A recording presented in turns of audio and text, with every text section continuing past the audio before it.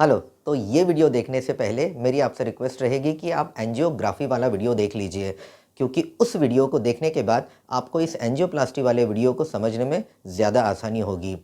Angiography वाले video का link नीचे डिस्क्रिप्शन में आपको मिल जाएगा और मैं ऊपर कार्ड में भी डाल दूँगा।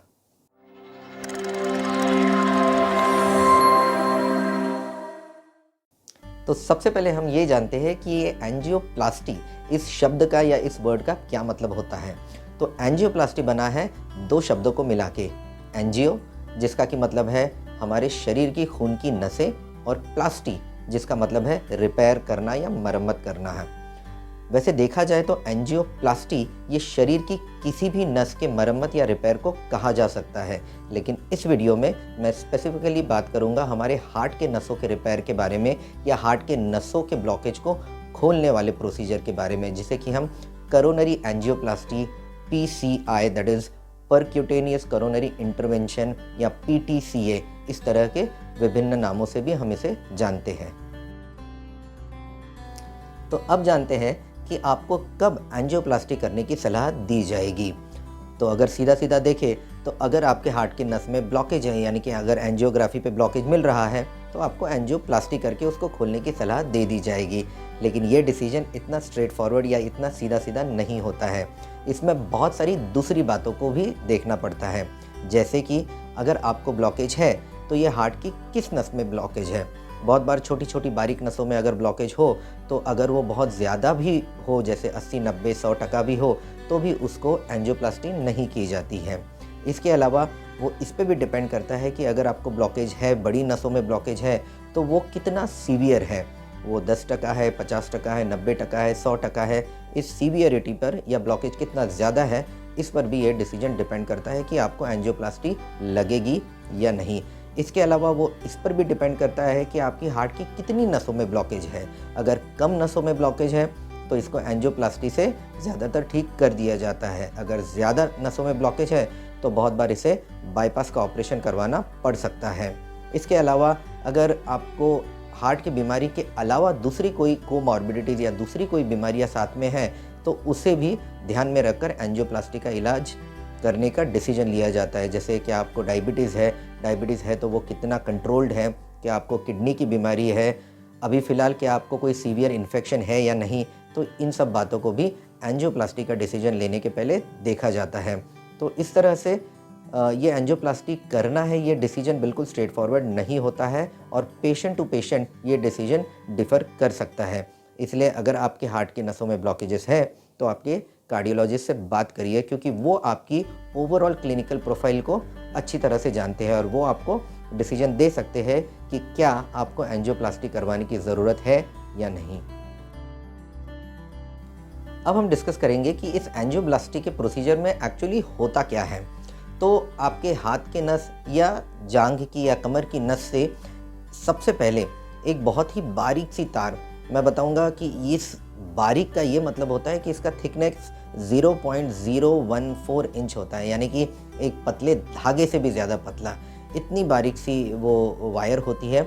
और इसका जो टिप होता है ये काफ़ी सॉफ्ट होता है, बहुत ही ज़्यादा सॉफ्ट होता है। इस वायर को सबसे पहले आपके कलाई या कमर की नस के थ्रू आपके हार्ट के नस में पहुंचाया जाता है, जिस नस में कि ब्लॉकेज है, और उस ब्लॉकेज के अक्रॉस इस तार को पहुंचाया जाता है।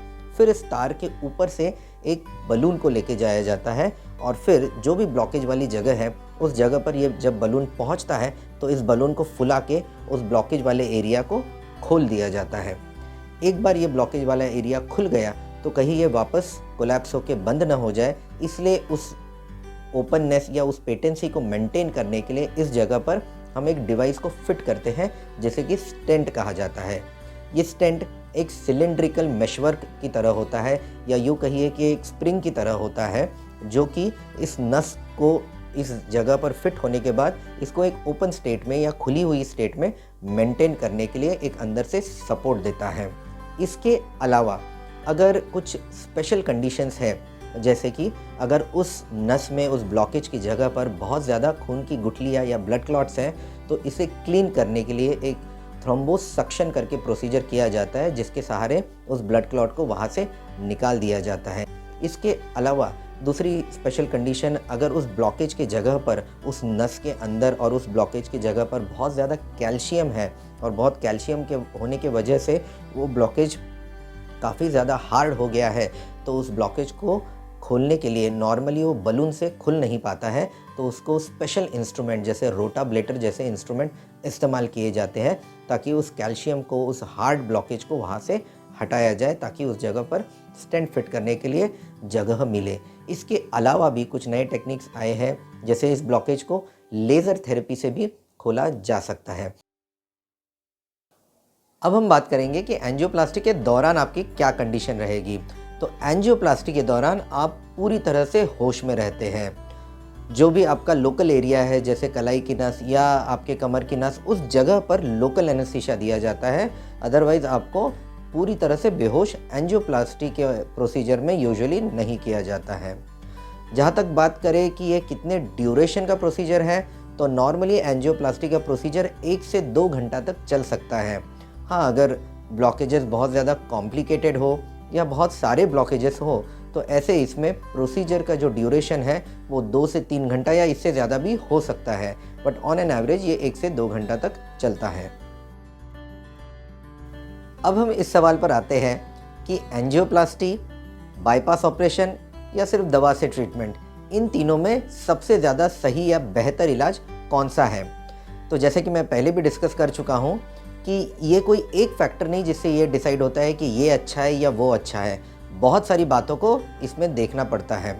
जनरली अगर ब्लॉकेजेस हार्ट की नसों की छोटी छोटी नसों में या छोटी छोटी ब्रांचेस में हैं, या इस तरह के एरिया में वो ब्लड सप्लाई वो खून की नस करती है जो कि एरिया, हार्ट का वो एरिया ऑलरेडी डेड हो चुका हो, तो ऐसे मामलों में, ऐसे ब्लॉकेजेस में यूजुअली सिर्फ दवा से ट्रीटमेंट किया जाता है। अगर बहुत सारे ब्लॉकेजेस हो हार्ट की नसों में, अगर हार्ट की नसों में ब्लॉकेजेस इस तरह से हो कि ब्लॉकेजेस बहुत ज़्यादा कॉम्प्लिकेटेड हो, तो इस तरह की कंडीशन में बाईपास ऑपरेशन किया जाता है।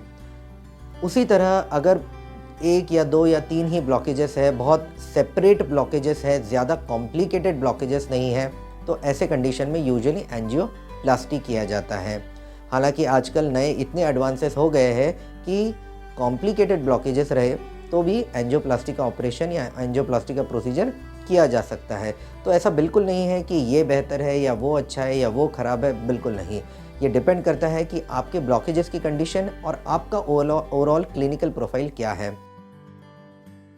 और जाते जाते मैं बात करना चाहूँगा कुछ ऑल्टरनेटिव थेरेपीज़ के बारे में, यानी कि ये जो कन्वेंशनल थेरेपीज़ है, जैसे दवाइयाँ लेना, एंजियोप्लास्टी करना, बाईपास करना, इनके अलावा जो ऑल्टरनेटिव ट्रीटमेंट अवेलेबल है उनके बारे में। तो इसमें सबसे पहले मैं बात करूँगा EECP के बारे में, जिसका फुल फॉर्म होता है एनहांस्ड एक्सटर्नल काउंटर पल्सेशन। इस इलाज में पैरों की नसों में प्रेशर लाकर जो हार्ट को जो ब्लड सप्लाई है ये इम्प्रूव करने की कोशिश की जाती है। ध्यान में रखिए कि ये जो EECP का ट्रीटमेंट है ये कन्वेंशनल ट्रीटमेंट के लिए एक ऑल्टरनेटिव नहीं है, यानी कि ऐसा नहीं कि भाई हम एंजियोप्लास्टी एडवाइस होने के बावजूद भी या बाईपास एडवाइस होने के बावजूद भी हम वो नहीं करते हैं, हम EECP करते हैं। ये एक ऑल्टरनेटिव नहीं है।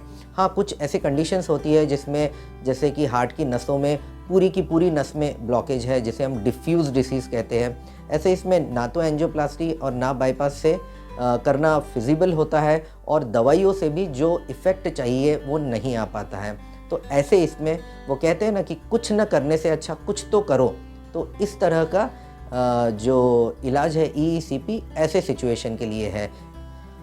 दूसरा, यहाँ पर मैं बात करूँगा दूसरे ऑल्टरनेटिव थेरेपी के बारे में, जिसका कि नाम है किलेशन थेरेपी, या जिसे कुछ लोग चिलेशन थेरेपी भी कहते हैं। इस किलेशन थेरेपी या चिलेशन थेरेपी में क्या किया जाता है, तो यहाँ पर कुछ दवाइयाँ दी जाती है एक इंजेक्शन के द्वारा या एक IV सलाइन के माध्यम से। चिलेशन थेरेपी देने वाले लोगों का ये दावा है कि ये जो ब्लॉकेजेस में कैल्शियम का तत्व होता है उसको घोल लेता है और इस तरह से वो ब्लॉकेजेस को कम करता है। तो मैं आपको बताना चाहूँगा, पहली बात, ये हार्ट के नस के ब्लॉकेजेस में सिर्फ कैल्शियम नहीं होता है। कैल्शियम के अलावा भी बहुत सारी चीज़ें होती है, जैसे उसमें कोलेस्ट्रॉल होता है, यानी कि जो हम फैट कहते हैं वो होता है। उसके अलावा उसमें ब्लड सेल्स होते हैं, उसके अलावा उसमें फाइब्रिनोजन या फाइब्रिन का कंपोनेंट होता है। तो ऐसी बहुत सारी चीज़ें होती है जो एक ब्लॉकेजेस में होती है, सिर्फ कैल्शियम नहीं होता है। ब्लॉकेजेस की जगह पर बहुत ब्लड क्लॉट्स भी हो सकते हैं या खून की गुठलियाँ भी हो सकती है। तो सिर्फ कैल्शियम निकालने से भला ब्लॉकेजेस में कैसे फ़ायदा हो सकता है?